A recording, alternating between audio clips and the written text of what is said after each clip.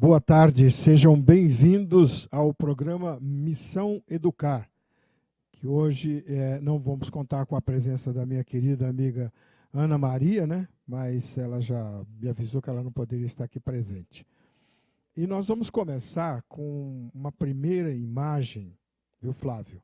Coloca aquela imagem da Câmara Municipal de São Paulo, que homenageia o senhor Hélio Jefferson de Souza, presidente da Sociedade Brasileira de Eubiose, que receberá o título de cidadão paulistano. Estão convidados todos os eubiotas, amigos e admiradores. Pois o nosso convidado vai falar um pouco a respeito disso. E nós vamos entrevistar hoje, nada mais, nada menos que Fernando Lessa Nascimento, que é administrador de empresa, MBA em Tecnologia e Inovação e proprietário da DigiCard, treinamento em tecnologia.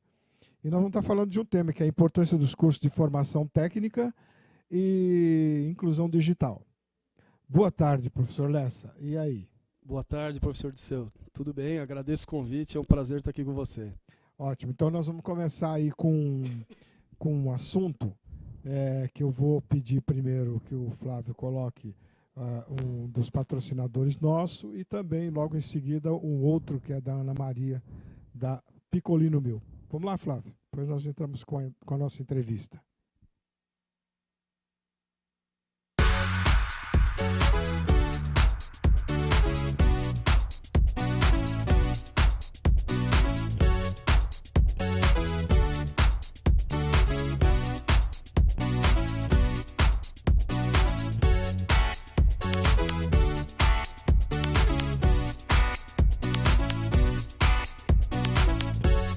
Tenho todas elas aí, Flávio? A gente já coloca logo depois dela todas elas, modas e modas.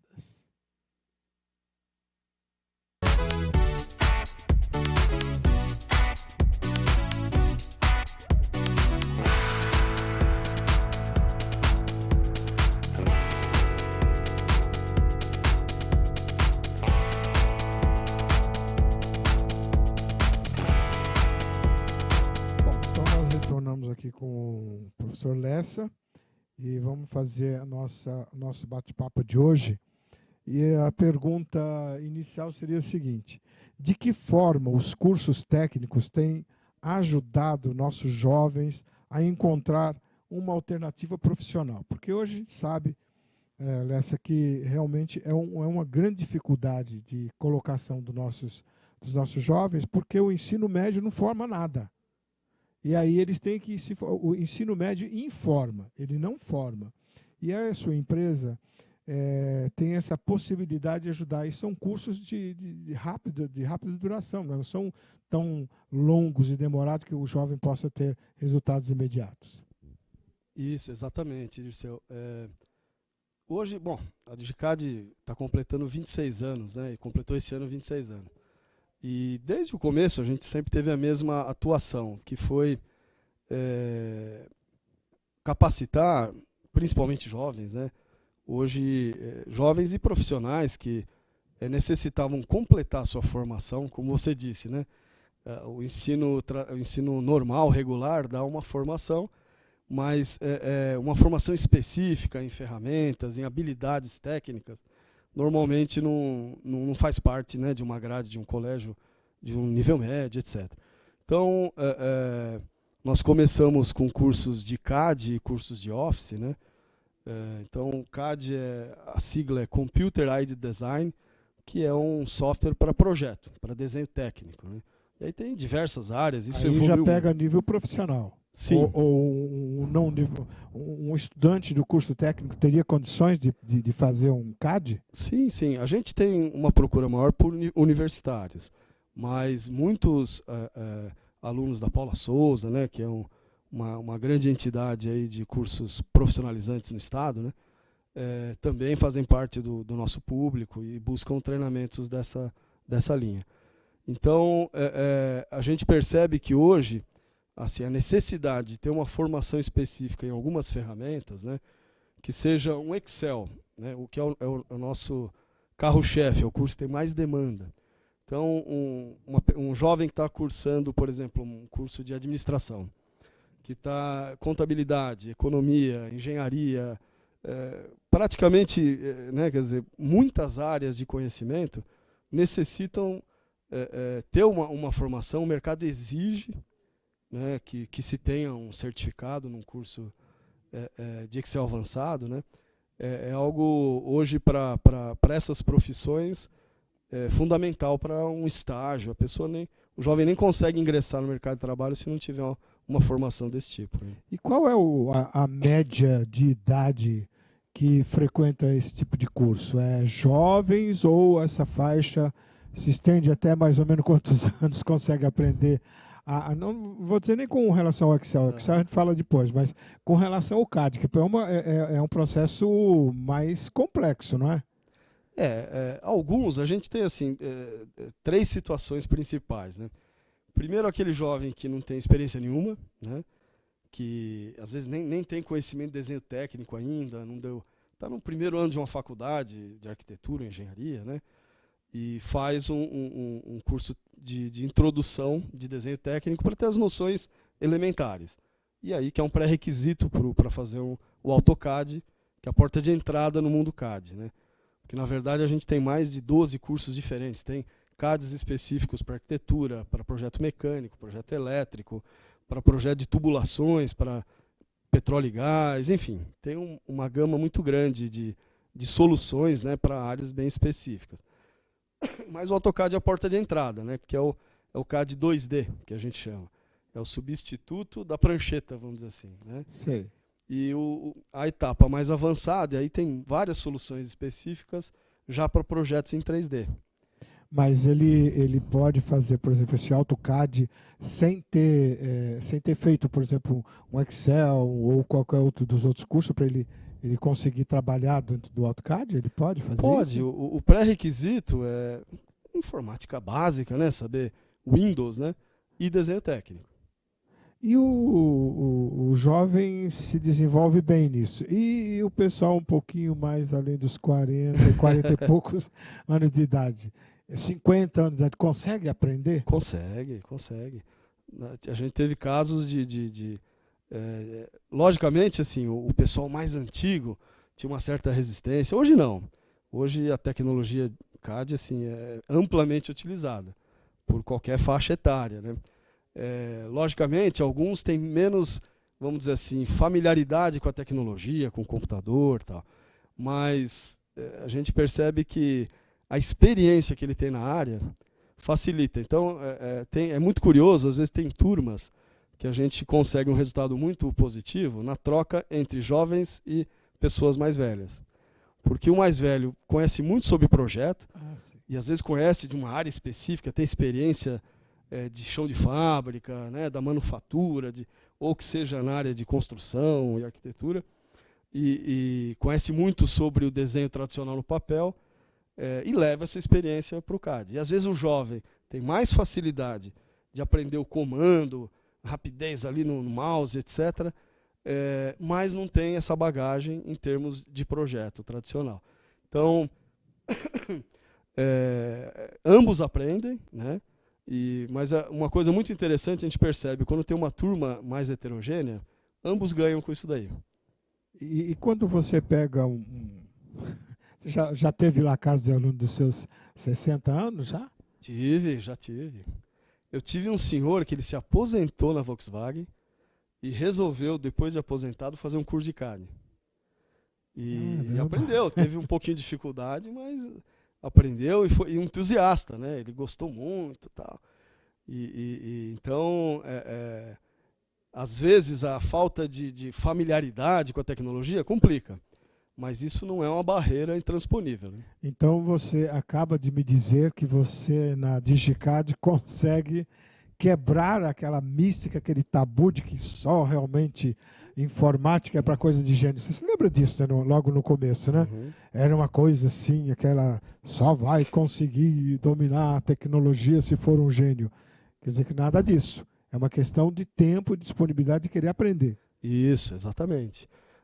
A gente percebe assim, um conceito que vem da andragogia, né, da aprendizagem de adulto, que a pessoa que está familiarizada com a área, mesmo que não conheça a ferramenta, não conheça a tecnologia, acaba tendo, vamos dizer assim, uma motivação, né, maior do que, às vezes acontece ter um paraquedista, por exemplo, né, um cara de uma área totalmente diferente, vou dar um chute aqui, né, vai um psicólogo fazer um curso de CAD. Ele não vai ter muita, vamos dizer assim, muito estímulo, né? O psicólogo fazendo curso de CAD. A não ser que seja algum entusiasta por arquitetura, gosta de fazer projeto, quer fazer o projeto da casa dele. Mas, agora, quem é da área ou quer ir para a área, a gente percebe que já traz um estímulo por quê? O resultado é prático, a gente consegue, vamos dizer assim, mostrar rapidamente para o aluno a aplicação daquilo lá. Ele reconhece que, isso eu quero. Exatamente, na andragogia é muito essa questão de mostrar a prática, né? A prática. A prática. Ok, já vamos encerrando o primeiro bloco, é incrível, né? Mas no encerramento do primeiro bloco nós já entramos direto. Flávio, você conseguiu o vídeo aí? Conseguiu? Então vamos ver aí o vídeo da DigiCAD. Se você busca ampliar o seu conhecimento em tecnologia, conte com a DigiCAD. São 21 anos de experiência, oferecendo os melhores cursos nas áreas de computação gráfica, TI, formação Office e gerenciamento de projetos. A DigiCAD capacitou mais de 32 mil pessoas e já atendeu mais de 700 clientes corporativos, mantendo o padrão de excelência e constante inovação. Nossa equipe de instrutores é formada por profissionais que utilizam tecnologia no dia a dia, transmitindo aos alunos dicas práticas, informações de mercado, além de ensinar a melhor forma de utilizar cada ferramenta. Contamos com estacionamento próprio, laboratórios climatizados com computadores atualizados, sistema de projeção ou TV de alta resolução para os alunos acompanharem passo a passo cada conceito. Em todos os cursos, os alunos utilizam material didático detalhado e sistematicamente atualizado. A DigiCAD é um centro de treinamento autorizado da Autodesk, parceiro técnico Microsoft, e conquistou pela excelência do seu serviço a certificação ABNT NBR ISO 9001-2008. Acesse o site, ligue ou faça uma visita. Nossa equipe lhe dará a melhor orientação para atender suas necessidades de treinamento ou de sua empresa, em turmas regulares, individuais, fechadas ou em company. Invista em conhecimento. Escolha a DigiCAD. Pois é, gente, está feita a devida divulgação da DigiCAD. E aí nós vamos voltar agora para um outro papo, que é o seguinte, você falou em andragogia. Andragogia é a arte de ensinar o adulto, que é muito diferente da arte de ensinar uma criança, né? Porque o adulto ele precisa ver que aquela coisa tem uma aplicabilidade, senão ele não vai se interessar. E você me disse que quando vem uma pessoa que ela tem a experiência, mas ela não conhece a parte da informática, ela se motiva.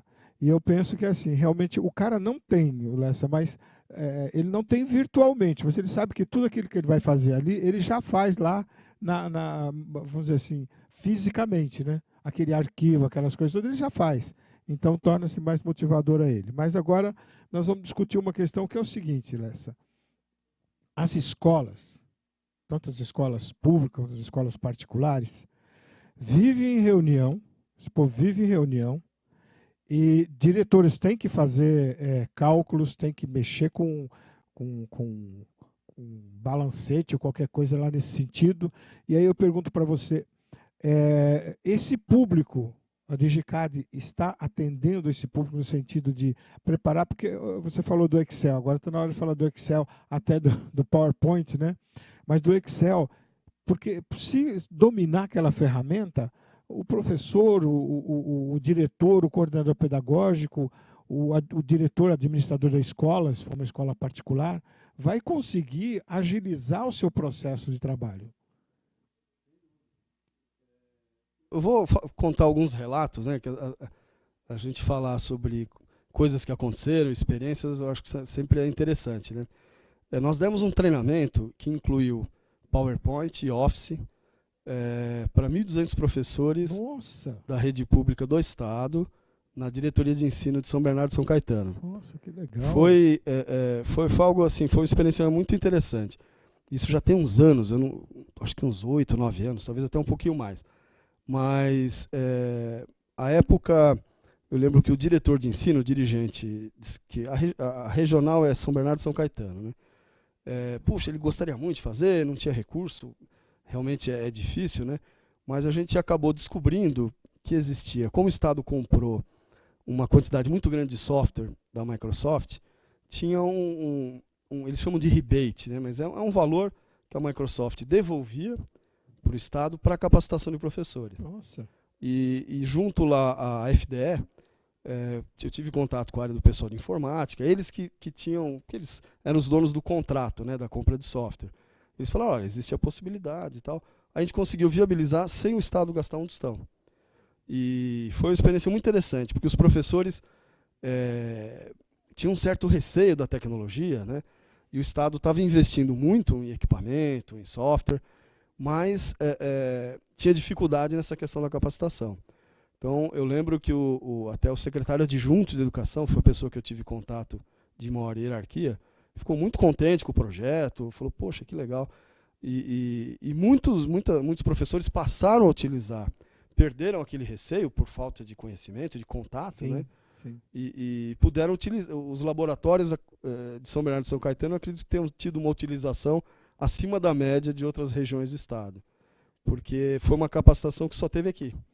Mesmo porque hoje, com a chegada das lousas eletrônicas, o domínio de um PowerPoint é fundamental, né, para o professor, porque isso a cada vez mais tem acontecido. Agora, não sei que as lousas estão sendo usadas porque o professor não está, aí que nós vamos falar de inclusão sobre outro aspecto, mas não foi feita a inclusão digital dele para dominar essa tecnologia. Eu acredito que hoje esse conhecimento já é mais, vamos dizer assim, mais de domínio, né, do professorado de forma geral. Eu acredito que capacitação sempre é bom, né, sempre pode. Eu acredito que muita gente gostaria de conhecer um pouco conceitos avançados, que o PowerPoint, aquela apresentação simplesinha, aquela lá é só o começo. A gente tem um treinamento avançado de PowerPoint que tem um monte de recurso, né? E a gente sabe que isso traz um resultado em sala de aula muito bom, né? Porque não só nas reuniões, mas uma apresentação de um conceito, enfim, algo que fica mais dinâmico para o aluno, né? Quer dizer, com imagem, com som, eventualmente com animação. Então, é um recurso que realmente eu acho que todos poderiam estar utilizando, né? Mas, de uma certa forma, o Estado não tem feito muito uso disso. E as escolas particulares? Eu acho que mais, né? Mais, né? As particulares têm um pouco mais de recurso, né? E a gente, assim, o que eu tenho, uma outra experiência que eu tive nessa área de capacitação de educadores, a gente teve recente, foi com o pessoal da Paula Souza. Inclusive foi treinamento online que a gente fez, porque com essa fase de crise, eu tive a procura. A gente já tradicionalmente tem prestado serviço para a Paula Souza. E tem uma professora que é a coordenadora de projetos de capacitação no Centro Paula Souza. Ela falou, poxa, Fernanda, ela cuida da área relacionada aos cursos técnicos de mecânica e manufatura, enfim, robótica, essas áreas mais industriais, né? E que utilizam muito CAD.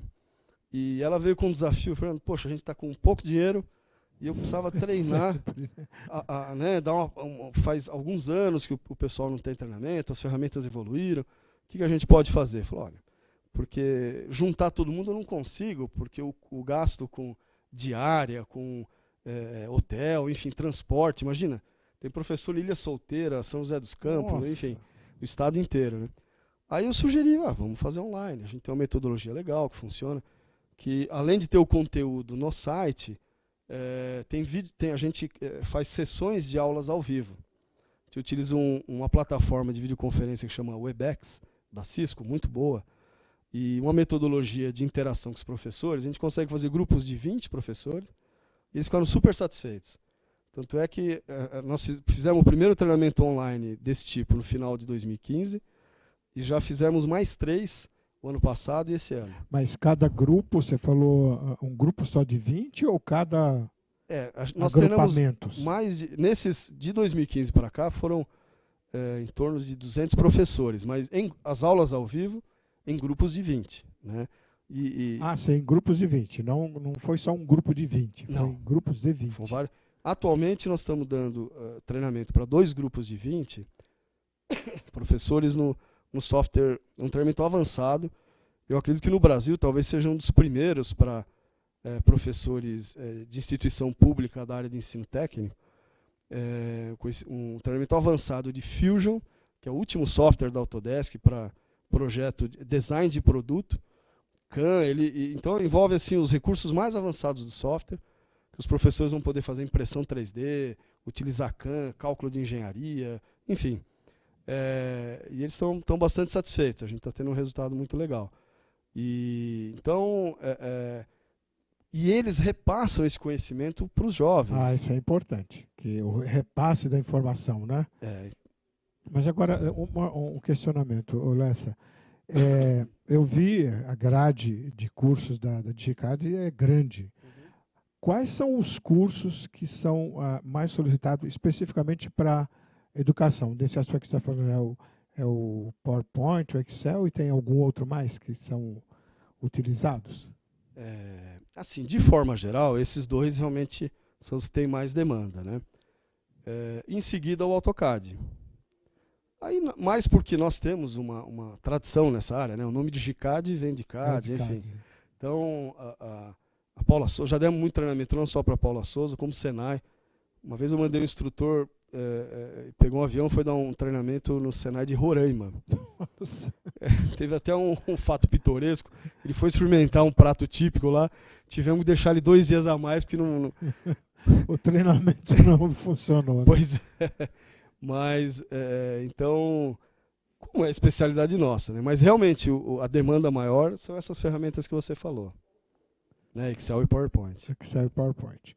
Ok, estamos terminando o nosso segundo bloco. E, Flávio, vamos ao apoiador aí, que sou eu mesmo. Basta 15 segundos, tá?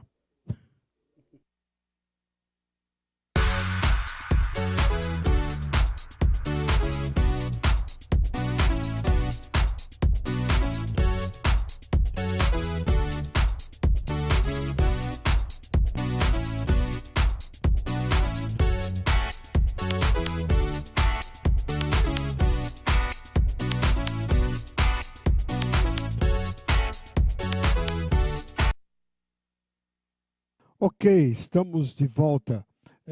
Flávio, só lembrando você, dá para você colocar no Chrome aquela imagem? Tá? Lessa, vamos continuar o nosso bate-papo aqui. Vou perguntar para você. Qual é a tendência de mercado de trabalho com relação aos cursos profissionalizantes? Você vê uma tendência muito forte ainda nesse mercado, aí em expansão ainda, ou está começando a se saturar? Quais seriam uma outra vertente, por exemplo, até que de repente você está pensando, eu vou investir também em outras áreas? Realmente assim, o mercado de tecnologia ele é muito dinâmico, né? E uma empresa como a DigiCAD, que oferece treinamentos em várias áreas, né? Quer dizer, o nosso negócio é o ensino, a capacitação em software, né? Em tecnologia para diversas áreas do conhecimento. Hoje o que a gente percebe, em função da crise, teve uma pequena diminuição da procura, por exemplo, para a área de CAD. Por quê? As 2 áreas mais atingidas pela crise foi a área de construção, que demanda projeto, e a indústria, né? A indústria de modo geral, metal mecânica, automobilística, etc. Mas, digamos assim, os cursos, você falou na atual crise que nós nos encontramos, mas atingiu mesmo a área de informática, apesar de toda essa busca pela tecnologia, de ampliação de novas perspectivas, o jovem procurando porque querem alguma coisa rápida, porque alguma coisa que, inclusive, aquela coisa, ganhar dinheiro. Ganhar dinheiro não é só fazer um curso de informática que quer ganhar dinheiro, é preciso também ter o aspecto vocacional para a coisa também, não é? Não, sem dúvida. Assim, complementando, a gente percebe o seguinte, uma área que não foi afetada, por isso dá para responder melhor a tua pergunta como uma tendência de crescimento. Então, foi a área de TI, especificamente, ou seja, a área de desenvolvimento, né, que é programação, softwares para desenvolver aplicativos para celular, como Android, Java, que é um software multiplataforma de desenvolvimento de aplicações também, software para rede, a gente tem um treinamento bastante profundo técnico na área de servidores de rede, na plataforma Microsoft, Windows Server. Então, a área de TI, que é uma área que tem menos demanda que, por exemplo, um curso de Excel, né, uma planilha, um PowerPoint, mesmo um AutoCAD, ela tem tido um crescimento. Então, essa tendência a gente percebe que, até pelo aumento, né, de demanda para desenvolver aplicações, principalmente mobile, né, celular, hoje vamos dizer assim, é o dispositivo, né, que mais cresce, né, a utilização no mundo. Então a gente percebe, essa é uma área que eu estou investindo, buscando novos treinamentos. A gente agora quer lançar uma linha de treinamentos para game de celular e desktop, né, que é uma área que também cresceu muito e passou a ter demanda de mercado. Então a produção de games, tanto no aspecto visual, né, a parte de layout de games, de objetos 3D, de animação, quanto a questão de desenvolvimento, de programação, né? Porque os games também demandam uma programação pesada, as regras do jogo funcionar, enfim. Então é uma formação que vai ser completa nessas duas áreas, né? Quer dizer que é uma área que continua em expansão. Sim. Agora, você também, na sua escola, ou você visualiza algum outro segmento crescente na formação de cursos profissionalizantes para os nossos jovens, além da informática? Qual outro segmento que você vê? Então, nós temos um treinamento que ele é um misto, né, de conceito e ferramenta, e software, né, que é a área de gerenciamento de projetos. Essa é uma área que também, nos últimos anos, a gente tem tido um crescimento constante. Está sendo muito valorizada para o mercado, quer dizer, que o jovem, principalmente universitário, nas áreas de administração, engenharia, enfim, tenha essa formação, né? Que tem uma noção de gestão de projeto que é diferente de algo constante, né? Por exemplo, um projeto novo de um produto, um projeto de um edifício, enfim. Tudo isso precisa tem começo, meio e fim, né? Sim.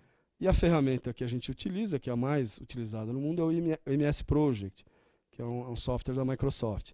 Essa é uma área que eu percebi que lá atrás era para poucos especialistas e hoje jovens ainda cursando a universidade procuram esse treinamento. Porque a gente vai percebendo, Lessa, que realmente tudo pode entrar para o virtual, né? O que está no aspecto físico pode ser transferido e copiado para acontecer dentro do virtual. A gente está percebendo essa tendência, né? Em todos os segmentos, que tudo pode ser apresentado lá com alguma animação, qualquer representação. A psicologia, que é a psicologia, até deve entrar nesse meio também. Então, a expansão da área de profissionalização nessa área continua em expansão. Com certeza. Uma outra área interessante também, que está tendo um crescimento, e eu tenho assim, convicção que a gente saindo da crise vai ter um boom, é a área de fabricação digital. Fabricação digital? Isso. Então, o que é isso? Por exemplo, em vez de você vai fazer um projeto de um novo produto, vamos dizer um mouse, né? Ele tem aquele design, você começa a fazer o design do produto, depois você vai fazer um molde para injeção plástica, etc. Hoje você substitui isso por um projeto em 3D, numa ferramenta como o Fusion 360 da Autodesk, e você joga para uma impressora 3D. Então, com muito mais rapidez, né, você consegue já ter um protótipo ou um produto já acabado, né? Sem a necessidade daquela fabricação tradicional. Lógico que uma injetora de plástico, para uma grande produção, tem um custo menor, etc. Mas cada vez mais a impressão 3D e outros métodos de fabricação digital, a manufatura 4.0, né, que o pessoal comenta por aí, enfim, e outras técnicas de prototipagem rápida estão trazendo novas possibilidades. É um mercado que está nascendo, né? Agora a impressão 3D ainda é muito caro, né?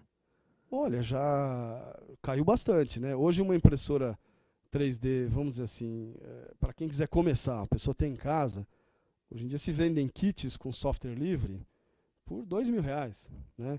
Uma impressora didática para uso, vamos dizer assim, até por uma escola, enfim, R$4.000 você compra uma. Então, tem um conceito que o pessoal fala Fab Lab, né? Que é laboratório de fabricação, que é baseado em impressão 3D de vários tipos, né? Existem algumas tecnologias para isso. Até para impressão em metal, não é só plástico, né? Nossa, Você impressão em metal? Em metal. Você pode, uma técnica que utiliza laser e um metal em pó, que ele solidifica por camadas através da luz, né? Então, você consegue ter peças de utilização real. Quer dizer, é o perigo do bem, da história do bem e do mal, né? De repente o cara lá comprar uma dessa e começar a fazer armas, né? Também é possível, né? É possível. Bom, tudo tá aí. É os dois lados, do bem e do mal. Cada um que usa pro seu jeito, né? Bom, muito bem. Mas, Flávio, nós vamos pro quarto bloco, viu? Nesse quarto bloco nós temos umas chamadas aí para colocar umas fotos. Pode projetar para nós aí, Flávio? Eu vou fazendo um pequeno comentário em cima dela. Bom, primeiro aí vocês têm o CONAEDU, que é um congresso digital de educação, que é coordenado pelo meu amigo professor César Nunes. Quem quiser é só entrar no site do CONAEDU e se inscrever. E depois nós temos a imagem 6 também, que é um congresso de educação da Open Eventos, um congresso que vai acontecer em Itajubá, e outro em Pindamonhangaba, em que eu estarei presente nesses dois congressos. A nossa sétima imagem é um congresso interessante, é um congresso interdisciplinar ligado à questão do meio ambiente, que vai ocorrer lá em Petrolina, Pernambuco. É isso aí, quem quiser, tá aí as imagens, é só se inscrever, quem for da área das respectivas congressos, se inscrevam. Ok, voltando então à nossa continuidade aqui. Bom, nós falamos sobre até agora, e você me disse de um projeto, de um trabalho que você realizou de inclusão digital na cidade de Carmo de Minas. Eu gostaria que você falasse e comentasse sobre esse projeto, como é que foi, a que público abrangeu. Foi um projeto muito interessante. Esse projeto não era uma atividade comercial da DigiCAD, na verdade era um projeto social, né?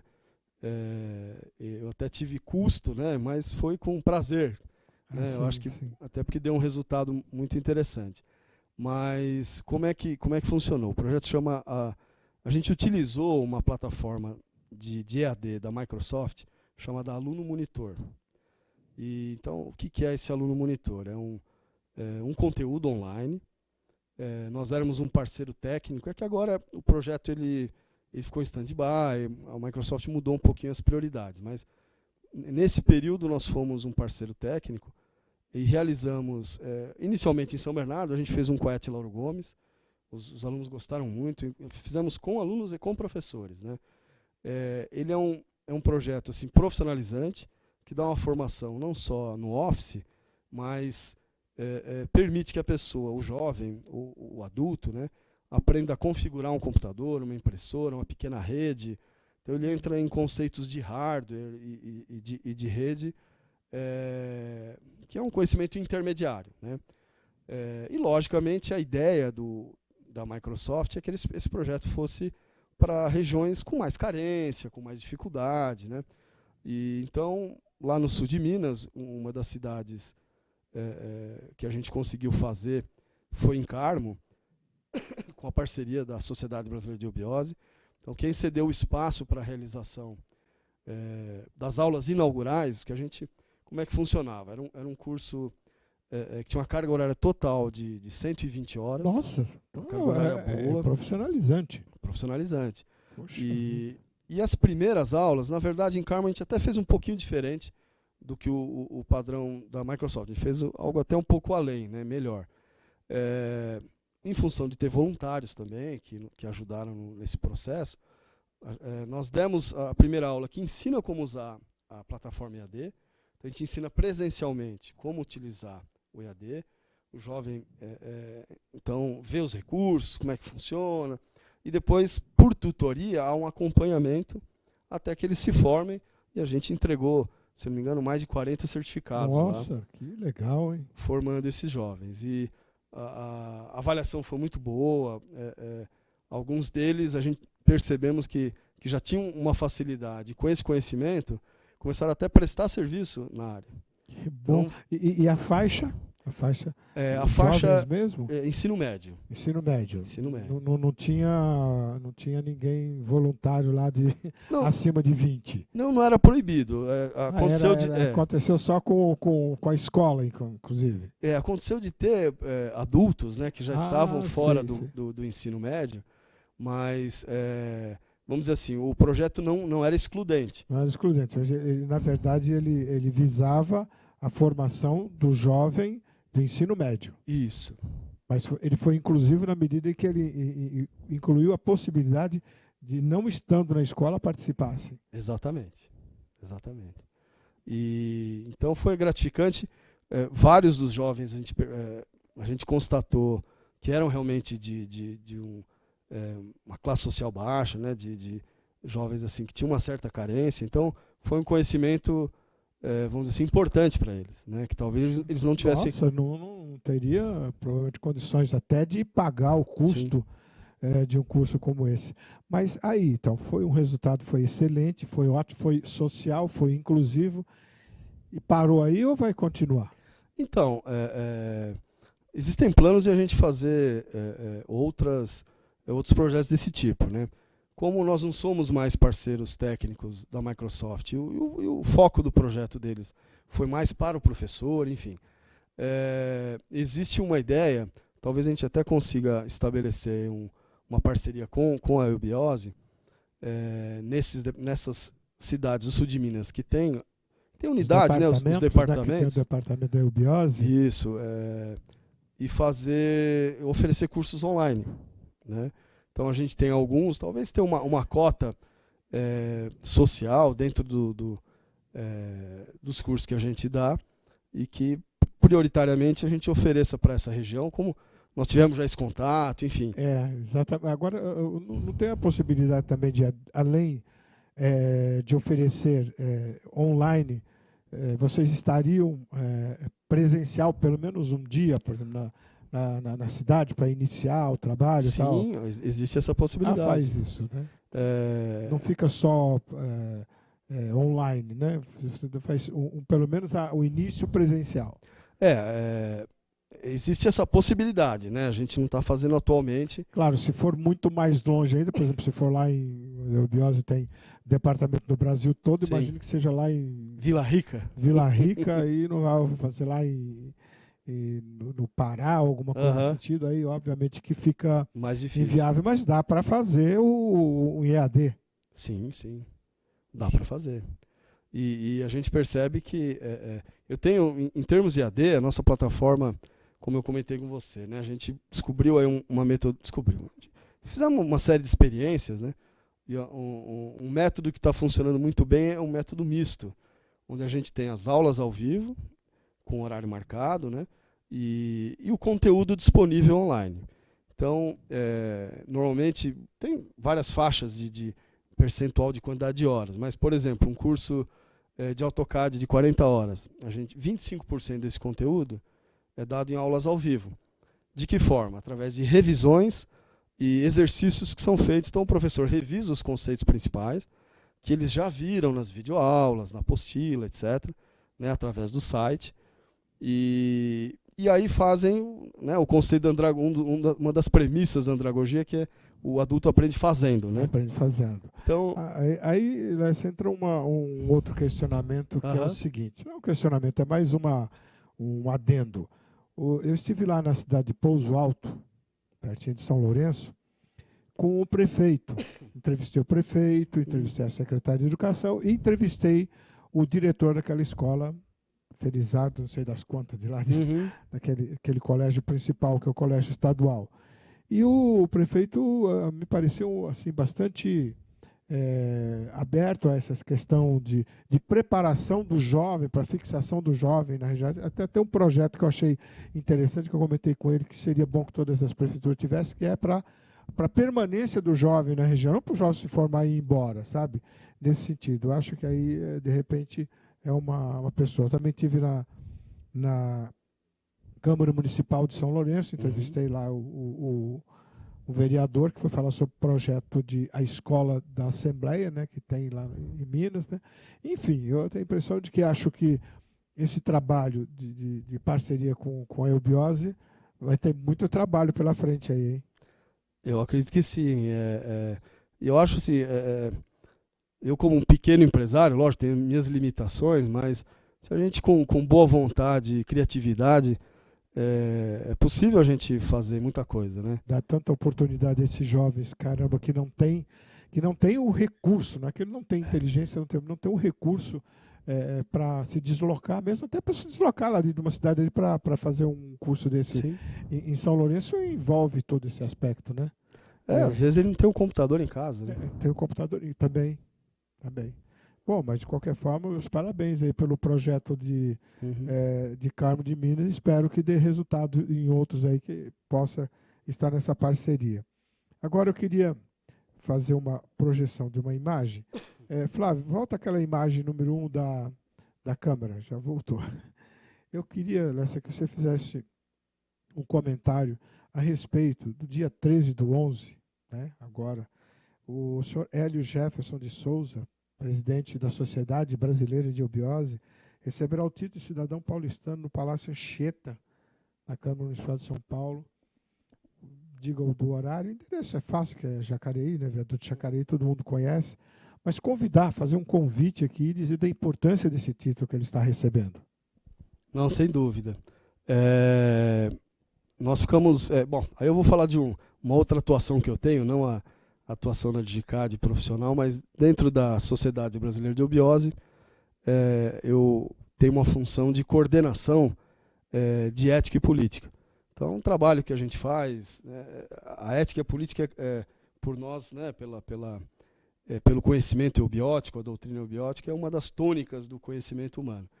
E a gente precisa trabalhar. Hoje em dia, falar de política é uma coisa complicada. Mas temos que falar. Temos que falar. Né? Faz parte da nossa vida. Nós não vamos fazer politicagem, mas política sim. Exatamente.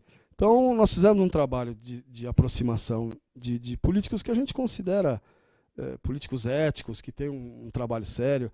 Muita gente hoje desacredita 100%, né? Parece que não sobrou nenhum. Mas existem bons políticos ainda. Minoria, mas apesar de toda essa crise moral que a gente vive, se você está acompanhando e vê, tem boas pessoas, sim. E uma delas, o Mário Covas Neto, filho do ex-governador Mário Covas, né?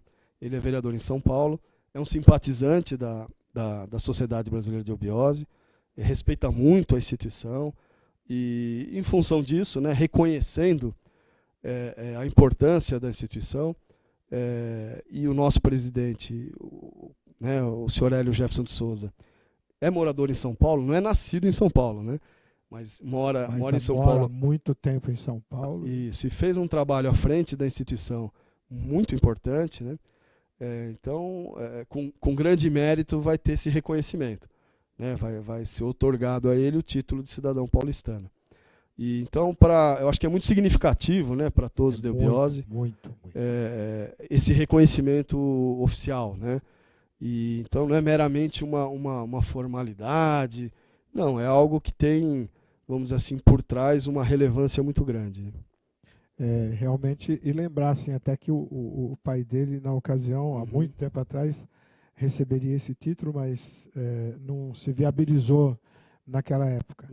E agora, mas que também tem uma coisa, o que a Sociedade Brasileira, que já está quase completando 100 anos, sim, o que ela prestou de serviço social à comunidade onde ela se estabelece é grandioso.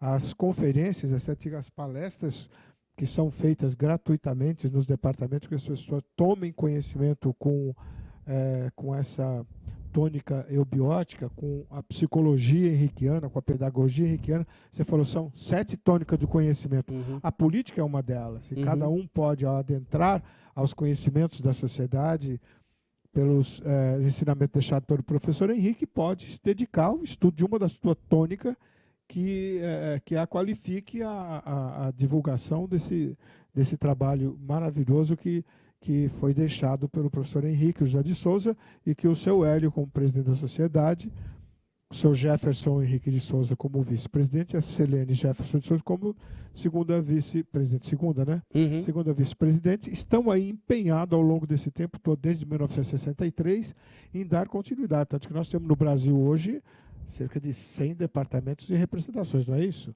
E uns 8 países aí fora, mais ou menos. Isso, é por aí. Pois é, então, mais do que merecida essa homenagem, né? Com certeza. E São Paulo, né, quer dizer, que é a cidade economicamente mais importante do Brasil, que teve um papel, né, quer dizer, para nós, vamos dizer assim, o significado de um Brasil como um país que possa influenciar uma nova civilização, né?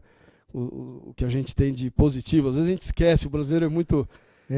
esquece, fica olhando o quintal do outro e a nossa grama bonita, verdinha, apesar de que tem gente que está olhando, tá vendo a grama verde. Eu não estou vendo grama, tá vendo a grama queimada. Eu não estou vendo grama queimada. Sim. É uma questão do olhar. Porque nós estamos passando por essa problemática toda que a gente está vendo em termos, estamos falando de política. O mundo como um todo está em ebulição. Sim. O Brasil teria que estar muito mais em ebulição ainda. Sim. E está tudo sendo colocado em ordem. Você não acha? Sim. Tem aquele conceito chinês, né, de que a crise é uma mistura de perigo e oportunidade, né? Então, vamos ver o lado positivo disso, né? Inclusive, João Kuhn falava que o homem evolui através das crises, né? E é através de crises que nós vamos evoluindo. E me disse que hora que vai ser mesmo? Vai ser na segunda-feira, na próxima segunda, dia 13 de novembro, às 19 horas, né, na Câmara Municipal de São Paulo, no plenário José de Anchieta. Ok. Então estão todos convidados, eubiotas, simpatizantes, amigos da eubiose, todos estão convidados a estar lá no dia 13, às 19 horas, no Palácio Anchieta, certo? Bom, nós estamos chegando ao fim do nosso programa e falava o Serrano, quando a entrevista é boa, o tempo voa, né? E nós vamos fazer ali para você, leia lá o que está escrito. Ok. Uma frase aqui do professor Henrique José de Souza. O homem não é sábio porque sabe, é sábio porque ama. Então, aí, dedicada a todos aqueles que vêm aqui no nosso programa, ser entrevistados no Missão Educar, eu e a Ana Maria costumamos oferecer essa frase a todos aqueles que se dedicam com amor a uma causa digna, e aí, dizendo a você também, pelo trabalho que você demonstrou, inclusive por essa ação social, e por acreditar ainda na política, na verdadeira política, nós temos que continuar acreditando. Sim. Então, o homem que é sábio, ele sabe e ele acredita nos seus ideais. E continuamos a lutar pelos nossos ideais. Muito obrigado pela sua presença, pela sua participação no programa Missão Educar. E se tiver algumas palavras, suas palavras para dizer, diga, por favor. Dirceu, eu só tenho a agradecer, poder falar um pouco da minha empresa, né, do que a gente faz. E dar os parabéns a você. A gente conversou um pouquinho antes de começar o programa. Você está há 6 anos já, né? Há 6 anos já. E a missão Educar não é fácil. Eu acho que é a principal e prioritária missão para a gente dar a virada e fazer o país chegar onde tem que chegar. Ok. Muito obrigado. Obrigado a todos que nos assistiram e até a próxima segunda-feira. Segunda-feira, dia 13, provavelmente eu não esteja aqui, mas a Ana Maria estará conduzindo o programa. Um abraço e até lá.